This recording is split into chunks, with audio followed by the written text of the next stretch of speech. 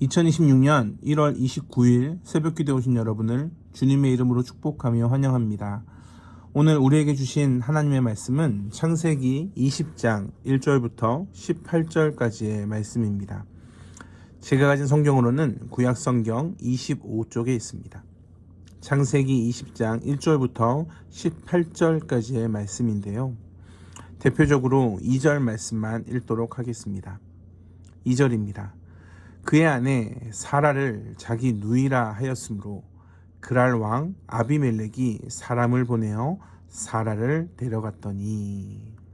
아멘. 두려움, 무서워하는 것, 이러한 참 어두운 생각은 너무나 자연스럽게 우리의 삶에 찾아옵니다. 두려움을 내려놓는 것이 쉽습니까? 두려움은 늘 우리의 빈틈을 노리고 있습니다. 오늘 본문을 보면 아브라함이 그의 아내를 또다시 누이라고 속임으로 아내를 또 빼앗기는 장면이 나옵니다.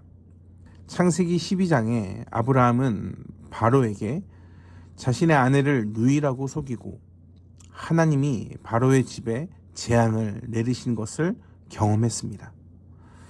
그런데 20장 2절에 보면 그의 아내 사라를 자신의 누이라고 합니다. 그래서 그랄 왕 아비멜렉이 사람을 보내어 사라를 데려갑니다. 아브라함은 하나님이 자신을 보호한다는 것을 이미 경험했습니다. 12장을 넘어오지 않았습니까? 그런데 왜 20장에 똑같은 실수를 할까? 아브라함의 별명이 무엇입니까? 믿음의 조상입니다. 그런데 지금 아브라함이 보이는 모습은 너무나 실망스럽습니다. 사람이 어떻게 이럴 수 있을까? 하나님 앞에 은혜를 받은 사람이 어떻게 이렇게 똑같은 실수를 할 수 있을까? 18장에 보면 하나님과 그렇게 아름다운 교제를 나눴던 아브라함, 또한 소돔과 고모라를 위해 결사적인 중보 기도를 했던 그 아브라함, 하나님의 공의의 심판을 목격한 아브라함이 오늘 20장의 모습을 보면 매우 실망스럽습니다. 그런데 이렇게 초점을 아브라함에게 맞추다 보면 성경은 그저 실패를 거듭하고 있는 인간의 이야기가 됩니다. 그럼 본문은 무엇을 우리에게 이야기하고 있는가? 본문이 지금 관심을 가지고 있는 인물은 아브라함이 아닙니다.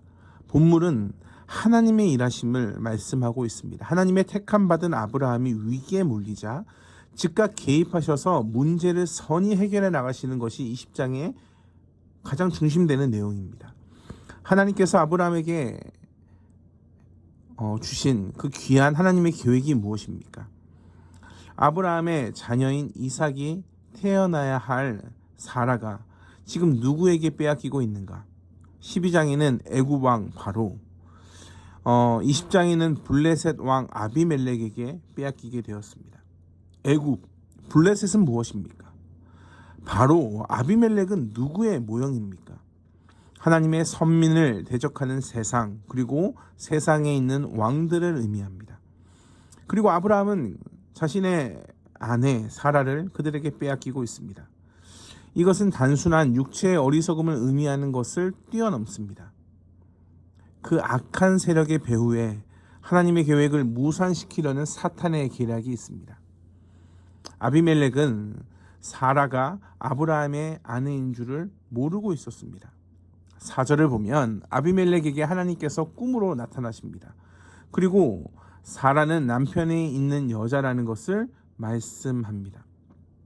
아비멜렉이 그 사라를 가까이 하지 않았을 그때에 하나님께서 꿈에 나타나신 겁니다. 그러니까 이 사탄의 더러운 계략 가운데 하나님께서 나타나셔서 그 계략을 막으셨습니다.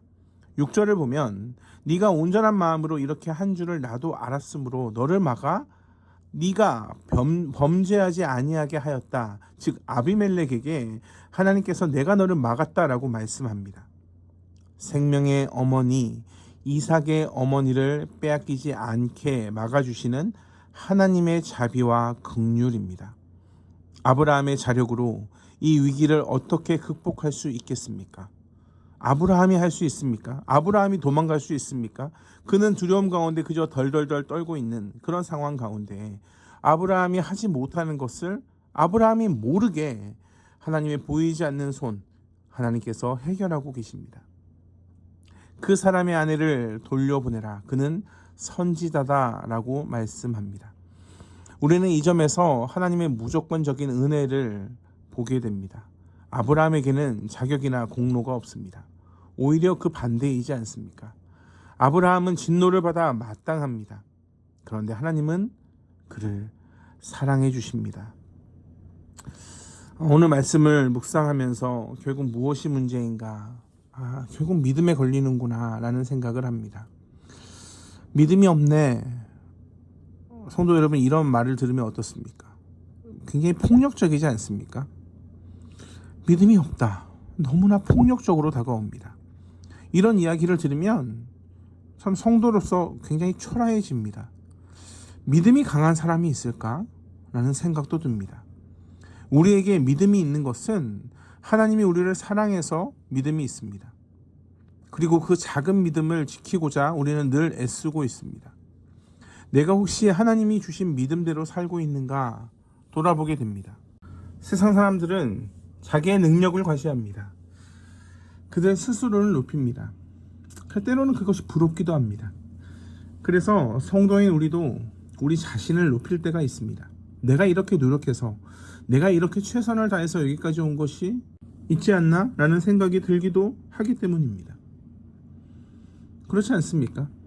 그런데 하나님의 말씀을 안경 삼아 나의 삶을 보면 곳곳에 숨어 있는 그 하나님의 보이지 않는 손, 그 하나님의 보호하심과 하나님의 이끄심을 발견하게 됩니다.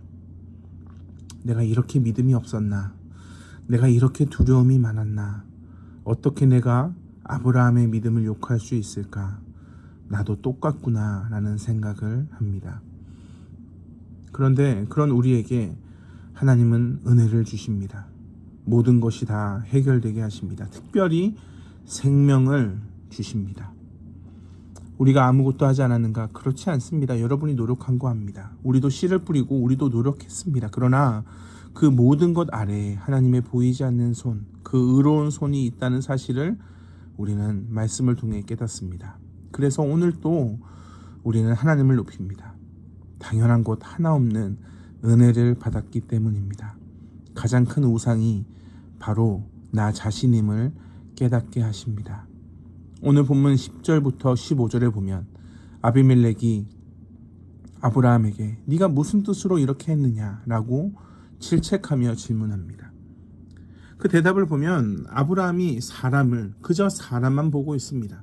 세상을 두려워하고 있습니다. 11절에 아브라함이 이르되 이곳에는 하나님을 두려워함이 없으니 내 아내로 말미암아 사람들이 나를 죽일까 생각하였으며, 그러니까 하나님을 두려워하지 않으니까 내가 죽을까 걱정했다. 이것이 무슨 말도 안 되는 소리입니까? 근데 이게 인간의 한계입니다. 나중에 아브라함이 얼마나 후회했을까? 성경이 아브라함이 후회한 것을 직접적으로 말씀하진 않지만 후에 이삭을 아브라함이 하나님께 드리는 그 모습을 통해 두려움으로 살해를 벌였던 아브라함이 하나님의 약속을 신뢰하고 이삭을 바치는 모습으로 변해감을 확인하게 됩니다. 사랑하는 성도 여러분, 믿음의 조상 아브라함도 약속을 신뢰했지만 실패와 회복을 반복하고 있습니다. 어찌 보면 우리의 삶도 그렇습니다. 믿음이 다듬어지는 과정을 지나고 있습니다.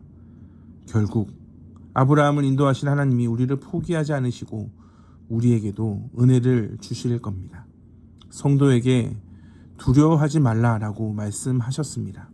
그래서 성도는 계산하지 않습니다. 무슨 조건을 걸지도 않습니다. 결과를 이렇게 해주면 하겠다라고 하지도 않습니다. 그저 나의 삶을 하나님께 드리는 믿음을 달라 기도하게 됩니다. 그 믿음을 주실 때까지, 그 믿음이 성장할 때까지 오늘도 믿음의 싸움을 힘써 싸워 승리하는 그런 주님의 제자 되시길 주님의 이름으로 축복합니다. 기도하겠습니다. 사랑의 주님, 하나님을 두려워하는 그 마음을 언제나 가지게 하여 주시옵소서.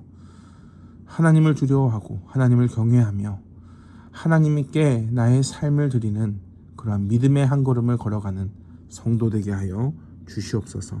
감사합니다. 사랑이 많으신 예수 그리스도의 이름으로 기도합니다. 아멘.